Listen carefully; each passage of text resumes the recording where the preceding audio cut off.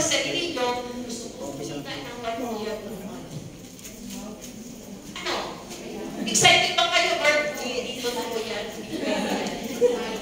Alam, patapos yung mga anak ko. Excited? Sigurado kayo? Yes. Anything and everything para makuha lang yung 1 million na yan? Yes. Possible? Impossible? Possible. Sigurado kayo? Yes. How advanced your DXN business? Pag-usapan natin yung negosyo na to. This is business, right? So ano ang ginagawa ng isang negosyante? Nakatunganga lang sa speaker?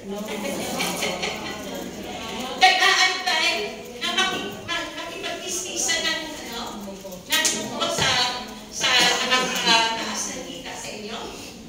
Anong inaantay nyo? If you are a business person, anong ginagawa nyo? Magtrabaho? May confuse ako sa inyo. Yung mga totoong negosyante talaga, sasabihin ko sa inyo,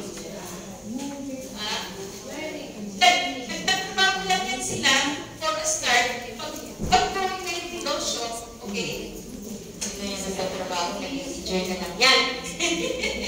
Nag-enjoy na lang yan, hindi na yan nagtatrabaho. Halimbawa, iba yung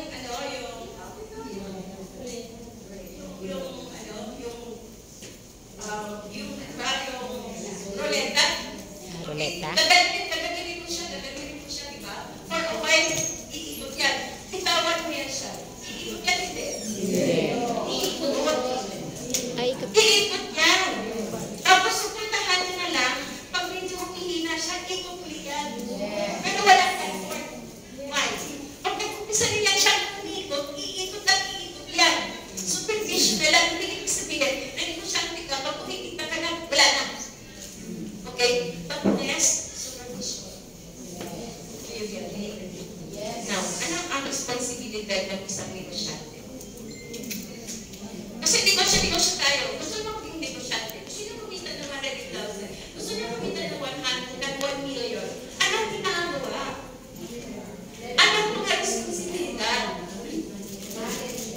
Manage? Paano mag-manage? Kanino kayo makikinig? Kanino training kayo makikinig? Sa mga hindi negosyante? May matutunan ba kayo? Wala.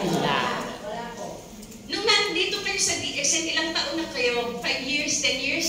Kasi 25 years na ang DXN. Minsan ba nakapag-attend pa kayo ng business training outside DXN? Kasi kung hindi, look at your income. You are doing business but not, sa salita lang. Pero hindi sa gawa, hindi sa isip. Kasi po, you are a business person. You do what the business person are doing. They knew the responsibility. And number 1 responsibility is what? Pay your taxes. Are you paying your taxes? Yes. Yes, sir. Yes. Are you sure? Parang kung sa Bisaya, pangungaw.